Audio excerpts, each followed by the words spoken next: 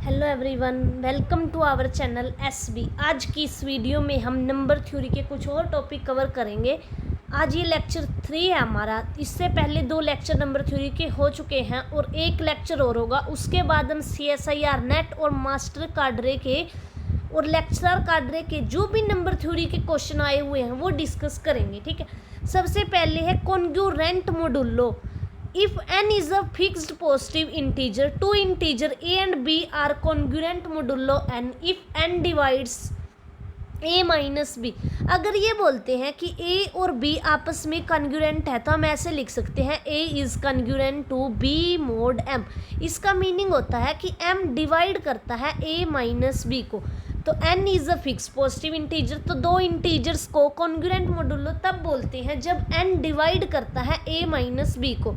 अब for example 6 is congruent to 2 mod 4, ऐसे बोल सकते हैं या नहीं बोल सकते। अब ये चेक करेंगे क्या 4 मेरा डिवाइड करता है 6 माइनस 2 को, तो 4 डिवाइड करता है 4 को, तो ये सही है कि 6 इज कॉन्ग्रुएंट टू 2 mod 4। अब इसके बाद है सेकेंड एग्जाम्पल। क्या हम ये बोल सकते हैं कि 6 इज कॉन्ग्रुएंट टू, ये क्वेश्चन मार्क है, क्या ये सही है? 6 इज कॉन्ग्रुएंट टू 3 mod 4। अब 4 डिवाइड करेगा 3 को अगर ये चीज़ होल्ड हुई, बट 4 डजन डिवाइड 3, तो ये गलत है हमारा। 6 is not congruent to 3 mod 4। अब इसके बाद ये रिजल्ट हैं, कॉन्ग्रुएंट की प्रॉपर्टीज बोल सकते हैं इनको, और ये बहुत इंपॉर्टेंट है, हम इनका यूज करते हैं।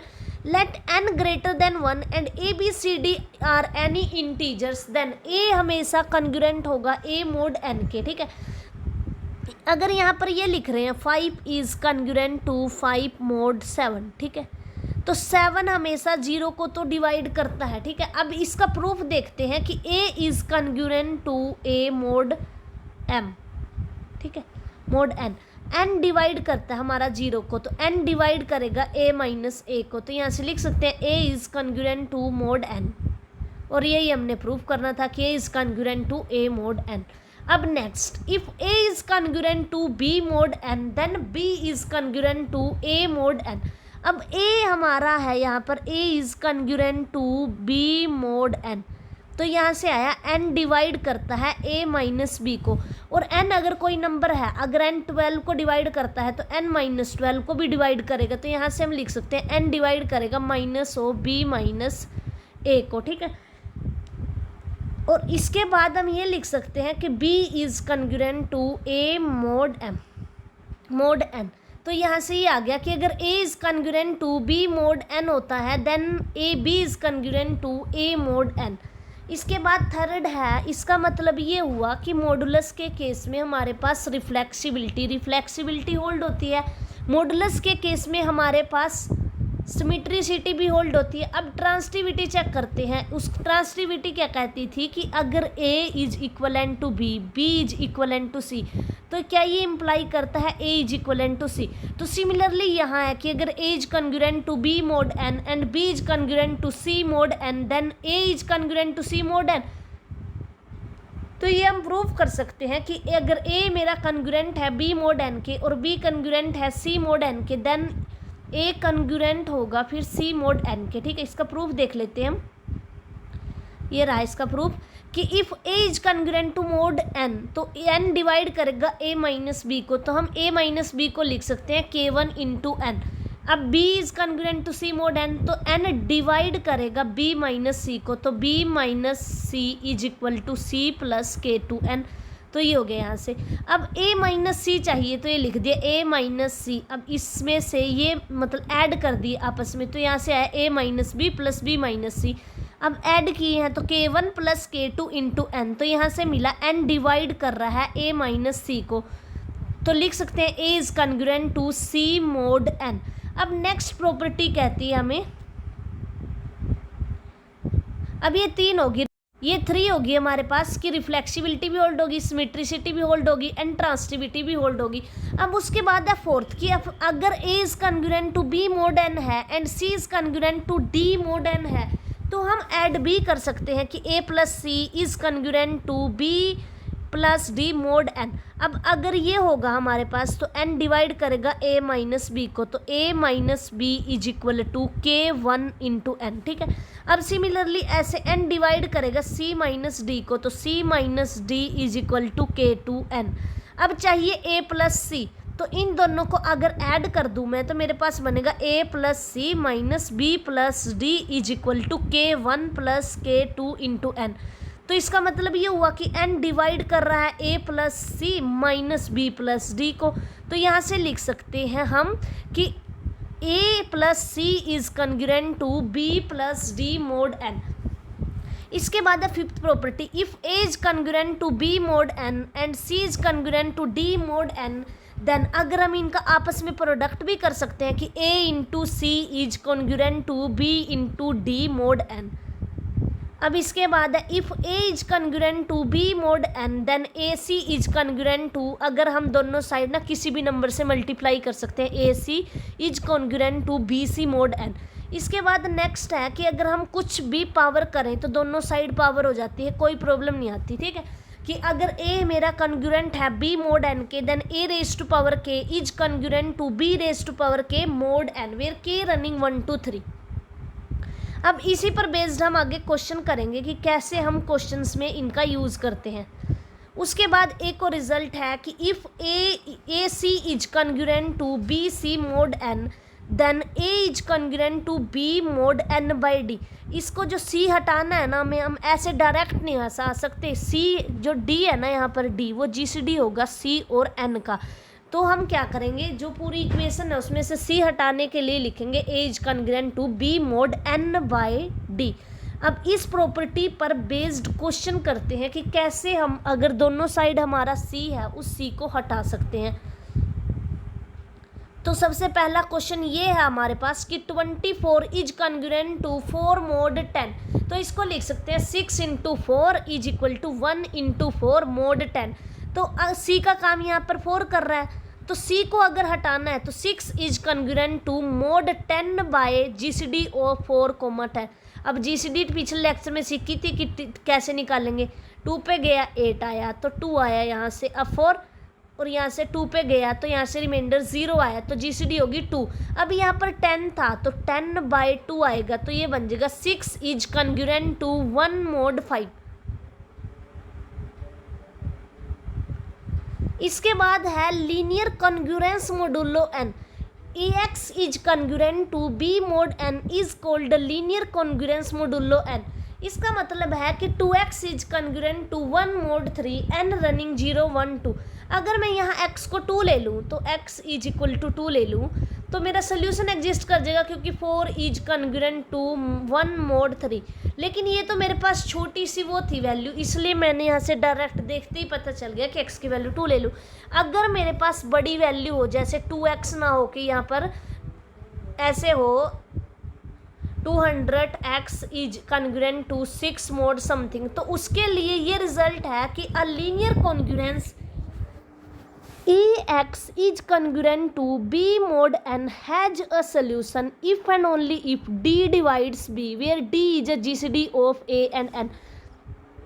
अब पिछले कल लेक्चर में ये पढ़ा था हमने कि ax plus B Y is equal to C, ये कॉन्ग्रुएंस है अगर हमारे पास, तो इसके पास सोल्यूशन जो ये है हमारे पास यहाँ था मोड n, इसके पास सोल्यूशन होगा हमारे पास इफ़ एंड ओनली इफ़ का रिजल्ट था कि GCD ऑफ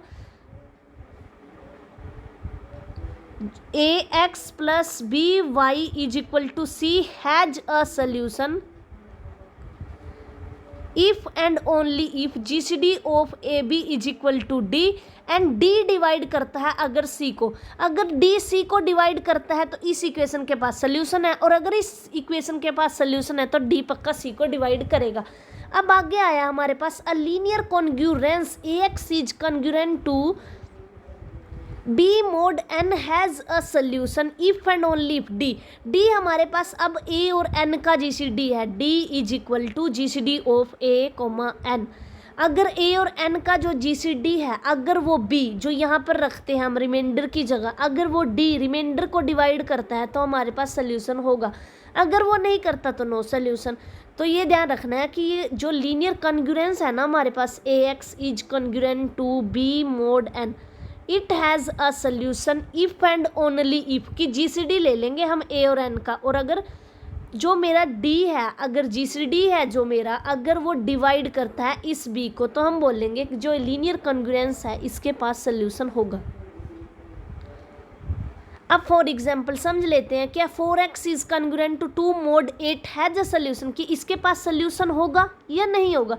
अब चेक करना है a और n का जीसीडी, a की वैल्यू है यहाँ पर 4 और n की वैल्यू है 8, इन दोनों का जो जीसीडी है वो 2 आ रहा है मेरे पास, और 2 चेक करते हैं कि इस 2 को डिवाइड करेगा, 2 डिवाइड करता है 2 को, तो यानी इस कॉन्ग्रुएंस के पास सोल्यूशन जो 2 मिनट। अब जैसे हम जीसीडी निकाल लेंगे, और n का जीसीडी निकालते हैं, तो 4 और 8 का जैसे जीसीडी निकाल लेंगे इस 4 का 8 के साथ, तो जीसीडी आएगा मेरा 4। अब चेक करना है क्या 4 मेरा जो ये है यहाँ पर रिमाइंडर है 2 को डिवाइड करता है, लेकिन नहीं, 4 डजंट डिवाइड 2, तो 4x is congruent to 2 mod 8 has no solution. अब इसके बाद है next question, find the solution of 3x is congruent to 1 mod 11। तो सबसे पहले तो ये चेक करना है कि a और n का जीसीडी क्या होगा। अब a है मेरे पास 3 और n है 11, और 3 और 11 का जीसीडी होता है 1। अब 1 डिवाइड करता है 1 को, क्योंकि यहाँ पर 1 है, इसको चेक करना था, तो अगर 1 को डिवाइड करता है तो सोल्यूशन एग्जिस्ट करेगा। अब सोल्यूशन फाइंड करते हैं कि सोल्यूशन क्या होगा, तो हम 11 को लिख सकते हैं, क्योंकि ऐसे इसको सोल्व करने लगे तो ये आया था हमारे पास 3 को 3 से मल्टीप्लाई करके उसमें +2 कर दिए, तो ये लिख दिया ऐसे 3 को 3 से मल्टीप्लाई करके प्लस रिमाइंडर, जैसे ये थी यूक्लिडियन एल्गोरिदम पढ़ा था, a is equal to B K plus R, R ला greater than equal to 0 and less than b, तो यहाँ से आया 11 is equal to 3 into 3 plus 2, तो 3 is equal to 2 into 1 plus 1। अब 1 को लिख सकते हैं हम 3 माइनस 2 इंटू 1। अब 2 की वैल्यू यहाँ से रख देंगे, तो 3 माइनस, अब 2 की वैल्यू रखी तो 11 माइनस 3, ठीक है, तो यहाँ से आया मेरे पास 2 इंटू 3 माइनस 11, ठीक है। ये इसको सोल्व करने के बाद ये वैल्यूज़ बनी मेरे पास कि 1 is equal to 3 cross 4 plus 11 cross minus 1। लेकिन अब मेरे को ये चाहिए कि 3x is congruent to 1 mod 11, तो अगर 3x इज कॉन्ग्रुएंट है मेरे पास, तो इसका मतलब है 11 डिवाइड कर रहा होगा 3x माइनस 1 को, तो 3x माइनस 1 को मैं लिख सकती हूँ 11 के, तो 3x is equal to 1 plus 11 के। तो अब यहाँ 1 और यहाँ 11। अब चेक करते हैं कि ऐसी क्या वैल्यू लूँ मैं कि जो मेरा ये इक्वेशन है x इसकी वैल्यू निकल आए। तो ये इन्होंने कंपैरिजन किया है जस्ट कि अगर मैं 3x जो ये लिखा है मैंने 3x is equal to 1 plus 11 के, तो अगर मैं इसको इधर ले आऊँ 3x माइनस 11 के इज इक्वल टू 1 और इस इक्वेशन को लिखूँ 3 into 4 plus 11 into minus 1 is equal to 1, तो अगर इन दोनों इक्वेशंस को मैं कंपेयर करूँ तो x की वैल्यू यहाँ से 4 आ जाएगी और x की वैल्यू जैसे ही 4 मिल गई तो मतलब मेरे को सोल्यूशन मिल गया, क्योंकि मेरे को यही तो निकालना था कि 3x इज कॉन्ग्रुएंट टू दे रखा था, तो x की ही वैल्यू तो फाइंड करनी थी और x की ही वैल्यू फाइंड कर दी। अब उसके बाद ये रिजल्ट है, इसका हम आगे यूज़ करेंगे, show that minus a is congruent to n minus a mod n, कि शो करो कि माइनस ए है ना वो कॉन्ग्रुएंट होगा n minus a mod n के, ठीक है। इसका प्रूफ भी देख सकते हैं, बहुत ईजी है कि n को डिवाइड करता है, n माइनस n को भी डिवाइड करेगा। अब माइनस n को मैं ऐसे भी लिख सकती हूँ, माइनस n है मेरे पास, इसमें प्लस ऐड कर दिया और माइनस कर दिया, तो यहाँ से बना n डिवाइड करता है माइनस ए माइनस n प्लस ए को, तो n डिवाइड करेगा, माइनस कॉमन ले लिए, तो यहाँ से है a प्लस n माइनस ए। अब माइनस को दोबारा से ओपन कर दिया, तो यहाँ से मैं लिख सकती हूँ कि minus a is congruent to n minus a mod n, ठीक है। अब नेक्स्ट करते हैं क्वेश्चन कि -13 इज कॉन्ग्रुएंट टू मोड 12, ये चेक करना है, तो हम ऐसे लिखेंगे -13 मोड 12 इज कॉन्ग्रुएंट टू -1। अब ये रिजल्ट लाएंगे कि माइनस ए हमेशा कॉन्ग्रुएंट होता है n minus a mod n के, ठीक है। तो ये -13 मोड 12 इज कॉन्ग्रुएंट टू -1, तो यहाँ से बनाया हमने -1 और यहाँ n क्या था 12, तो n माइनस ए, तो माइनस ए का काम ये कर रहा है, तो 12 माइनस 1 मोड 12, तो यहाँ से बना -1 इज कॉन्ग्रुएंट टू 11 मोड 12। तो अब चाहिए तो -13 है यहाँ, सो 13 से मल्टीप्लाई कर दिया मैंने दोनों साइड, वो रिजल्ट यूज कर लिया कि अगर सी कोई नंबर है उससे मल्टीप्लाई करती हूँ तो कोई फ़र्क नहीं पड़ता। तो जैसे ही 11 को 13 से मल्टीप्लाई करेंगे तो ये वैल्यू आएगी हमारे पास 143। अब 12 से इसको डिवाइड करें क्योंकि यहाँ हम हमेशा रिमाइंडर रखते हैं, तो 143, तो 1 पे गया तो यहाँ पे 23 आया। अब 1 पे गया तो यहाँ पर मेरे को जो रिमाइंडर बचा है वो 11 बचा है और वही यहाँ पर लिखा गया, तो -13 इज कॉन्ग्रुएंट टू 11 मोड 12, ये हमारा आंसर हो गया। अब इसके बाद है find this solution of 3x is congruent to 1 mod 100। तो 100 को हम लिख सकते, सबसे पहले चेक करते हैं कि जो 3 और 100 का GCD है वो 1 जो भी आएगा, मान लो 3 और 100 का GCD निकालते हैं 1 आएगा वैसे, तो अगर 1 है जो मेरा वो b को डिवाइड करता है, हाँ b को डिवाइड करता है, तो सोल्यूशन तो एग्जिस्ट करेगा मेरे पास। तो अब 33 को मेरे को लिखना है 100 की फॉर्म में, तो अब ये 3 पे जाएगा तो यहाँ पर 19 आ जाएगा, यहाँ 1 आ जाएगा तो यहाँ 33 आ जाएगा, तो ऐसे ही लिख रखा है 100 is equal to 3 cross 33 plus 1। अब 1 से वैल्यू निकालनी शुरू की तो 1 is equal to 100 plus 3 into -33। तो x अगर मैं इस इक्वेशन को इसके साथ कंपेयर करूं, क्योंकि ऐसे लिख सकते हैं ना हम 3x माइनस 1, तो यहाँ से बनेगा 3x is equal to 1 plus 100 के, तो यहाँ से बनेगा 3x माइनस 100 के इज इक्वल टू 1। तो x का काम तो यहाँ पर कर रहा है हमारे पास -33। अगर मैं इस इक्वेशन और इस इक्वेशन को सोल्व करूँ तो x is equal to -33, but it does not exist. जो नेगेटिव में होता है सोल्यूशन वो हम नहीं लिखते, तो क्या करते हैं, जो हमारे पास 100, जैसे ये मोडुलो 100 है ना, तो अगर नेगेटिव आ जाता है हमारे पास कुछ भी नंबर तो 100 में थे हम माइनस कर देते हैं, ठीक है। तो यहाँ से जो आंसर आएगा 67 वो हमारा आंसर होगा। जब ऊपर रिजल्ट पड़ा है ना -a is congruent to n minus a mod n, तो अगर हमारे पास कोई आंसर नेगेटिव में आता है और हमें पॉजिटिव में पूछा गया तो हम उसके लिए यही रिजल्ट यूज़ करते हैं। जैसे यहाँ 100 था तो 100 में से 33 माइनस कर दिए तो 67 आ गया, ठीक है।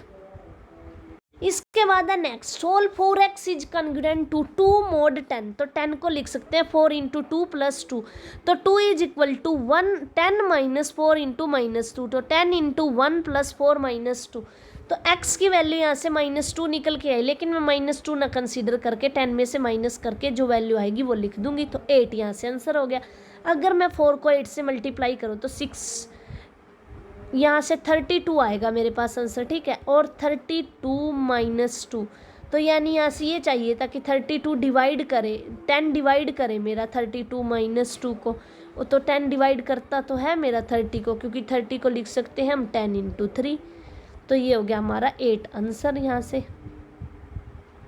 इसके बाद रिजल्ट है हमारे पास कि अगर ax is congruent to b mod n and GCD of a, n is equal to d with d divides b, then ax is congruent to b mod n has exactly d solution। अब exactly बता रहा है कि solution कितने होंगे। अभी तक ये पढ़ा था कि अगर ax is congruent to b mod n है, ठीक है, और GCD of n comma a मेरे पास d है, ठीक है, और d अगर डिवाइड करता है b को तो सोल्यूशन एग्जिस्ट करेगा, एग्जिस्टेंस की गारंटी मिली थी, ठीक है। अब उसके बाद हमें गारंटी लेनी है कि कितने सोल्यूशन आएंगे, तो जितना हमारा GCD होगा, यहाँ मान लो ये d GCD आ रहा है a और n का, तो हमारे पास total number of solution d होंगे, ठीक है। अब आगे चलते हैं, इस थ्योरम का यूज़ करते हैं। अब ये सोल्व बोला है उन्होंने, ये पूछेगा वो क्वेश्चन में कि सोल्व करो 4x is congruent to 8 mode 12 और बताओ कि इसके पास कितने सोल्यूशन है, 3 सोल्यूशन, 4 सोल्यूशन। तो सबसे पहले तो हम a चेक करेंगे, a है इस क्वेश्चन में 4 एंड d है इस क्वेश्चन में 12, तो 4 और 12 की जैसे ही हम GCD निकाल लेंगे, ठीक है। तो 4 और 12 की मेरे पास जो जीसीडी आने वाली है वो 4 आने वाली है। फिर चेक करेंगे क्या 4 ये जो 8 पढ़ा है इसको डिवाइड करता है, हाँ इसको 4 डिवाइड करता है। तो मेरे पास यहाँ टोटल नंबर ऑफ सोल्यूशन 4 होने वाले हैं, क्योंकि जो जीसीडी होती है ना ए और एन की, वही मेरे सोल्यूशंस होते हैं। तो यहाँ पर मेरे 4 सोल्यूशंस होंगे। अब पहले सोल्यूशन निकाल लेते हैं। 4x is congruent to 8 mod 12। अब अगर हर जगह से कुछ ना कुछ कॉमन आ रहा है तो हम कॉमन लेके कट कर सकते हैं। तो x is congruent to 2 mod 3। अब 1 और 3 का जीसीडी 1 डिवाइड करता है 2 को, तो सोल्यूशन तो एग्जिस्ट करेगा। तो यहाँ से लिख सकते हैं 3 डिवाइड करता है x माइनस 2 को, तो x minus 2 is equal to 3k। तो x की वैल्यू आई मेरे पास 3k प्लस 2, ये रही। अब अगर मैं k की वैल्यू को 0 लेती हूँ तो x की वैल्यू 2 मिलेगी। अगर मैं k की वैल्यू को 1 लेती हूँ तो x की वैल्यू 5 मिलेगी। k की वैल्यू 3 लेती हूँ तो x की वैल्यू 11 मिलेगी। ऐसे ही मैं 4 सोल्यूशन फाइंड कर सकती हूँ। अब आ गया solve 7x is congruent to 5 mod 40। इसको सोल्व करना है हमें, ठीक है। तो अब इसको सोल्व ना करके हम ऐसे लिख के चलेंगे कि यहाँ पर रिमाइंडर है ना 1 ले लेंगे। 7y is congruent to 1 mod 40। अब ऐसे से 2 क्वेश्चन करेंगे और इससे पैटर्न समझ आ जाएगा कि हमें क्या अप्लाई करना होता है, ठीक है। अब 7 और 40 का जीसीडी देखा, वो तो 1 आया, 1 डिवाइड करता है 5 को, तो इसका मतलब है सोल्यूशन तो एग्जिस्ट करेगा। तो हमने लिख लिया कि 7y इज कॉन्ग्रुएंट टू, यहाँ पर 1 की है बस, जस्ट कुछ भी नंबर हो हमें सिर्फ 1 करके चलना है। तो 1 mod 40। अब 40 को लिख दिया 7 इंटू 5 प्लस 5, ठीक है। तो ये बना 7 is equal to 5 cross 1 plus 2। तो 5 को लिख सकते हैं 2 क्रॉस 2 प्लस 1। अब 1 से द्वारा उल्टा चलना शुरू किया तो 5 क्रॉस 1 माइनस 2 क्रॉस 2। अब 2 की ये वाली वैल्यू उठाई 7 माइनस 5, तो यहाँ पे पुट की। उसके बाद धीरे धीरे जब इसको सोल्व करते गए तो ये मिला हमारे पास 40 इंटू 3 प्लस 7 इंटू माइनस 17। तो ये बना y is equal to minus 17। लेकिन जैसे ही मैं सोल्यूशन निकालती थी, अगर मेरे पास नेगेटिव आता था तो जो मोड होता था, जैसे यहाँ पर है मेरे पास मोड 40, तो मैं 40 में से माइनस करती थी, तो 40 में से 17 गया तो 13 आ जाएगा यहाँ। नहीं, 40 में से 17 गए तो 23 आ जाएगा मेरे पास। तो y की वैल्यू मेरे पास आ गई 23। अब कुछ मैंने तो निकाल ली, तो इसकी वैल्यू है ना 7y is congruent to mod 40, लेकिन निकालने किसकी थी, 7x is congruent to 5 mod 40 की। अब देखते हैं कैसे करते हैं। तो यहाँ से मेरे पास ये आया x इज कॉन्ग्रुएंट, इस 7 को उधर ले गए तो ये 7 इनवर्स बन गया 5 mod 40। तो जो 7 इनवर्स है ना, जो मेरे पास ऊपर ये वैल्यू आई थी ना, ये वैल्यू मेरी 7 इनवर्स की होगी, जो मैं y की हेल्प से निकाल ली थी। तो 7 इनवर्स की वैल्यू यहाँ पुट कर दी 23 क्रॉस 5 एंड mod 40। तो यहाँ से जब मैं 23 को 5 से मल्टीप्लाई करूँगी तो यहाँ से 115 आएगा। तो जैसे ही मैं इसको 40 से डिवाइड करूँगी तो जो यहाँ रिमाइंडर बचता है वो मेरा आंसर होगा, ठीक है। तो यहाँ से मेरे पास 35 आंसर आ गया। तो x की वैल्यू 35 आई। अब नेक्स्ट क्वेश्चन, ये भी सेम पैटर्न ही फॉलो करेगा कि अगर हमें ऐसा दिया हुआ है कि 6x is congruent to 8 mod 14 को सोल्व करो, तो सबसे पहले 6 और 14 का जीसीडी देखना है। तो जैसे ही लिखा तो यहाँ से 2 आ गया, और 2 मेरा 8 को डिवाइड करता है, इसको b को डिवाइड करना चाहिए, तो 2 8 को डिवाइड करता है। तो यानी यहाँ से ये पता चला कि सोल्यूशन तो एग्जिस्ट करेगा। अब मेरे को फिर वही सेम प्रोसीजर करना है। अब इसको जो कट कर दिया, मतलब 2 कॉमन लेके आपस में काट दिया। 3x is congruent to 4 mod 7। अब क्या करना है, जैसे ये लेके चलते हैं 3y is congruent to 1 mod 7, ये लेके चले जैसे ही हम, तो यहाँ से हमें इनवर्स की वैल्यू मिलने वाली है, ठीक है।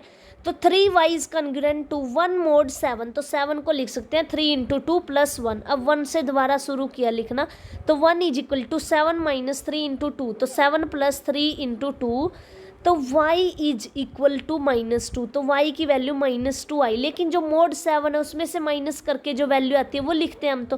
तो यहाँ पर y is equal to 3 inverse की वैल्यू आई मेरे पास 5। तो अब 3x is congruent to 4 mod 7 की वैल्यू निकालनी थी, तो यहाँ से लिखा x is congruent to 3 inverse 4 mod 7। अब 3 इनवर्स की वैल्यू 5 आई है तो वो यहाँ पर रख दी, x इज कॉन्ग्रुएंट टू 5 × 4 7। अब यहाँ पर 20 आएगा और जैसे ही उसको 7 से डिवाइड करेंगे तो यहाँ पर 6 रिमाइंडर आएगा, तो x की वैल्यू आ जाएगी मेरे पास 6, और वही मेरे को फाइंड करनी थी। अब उसके बाद ये है कि इसके कितने सॉल्यूशंस हो सकते हैं, जितनी हमारी जीसीडी होती है उतने हमारे सॉल्यूशन होते हैं।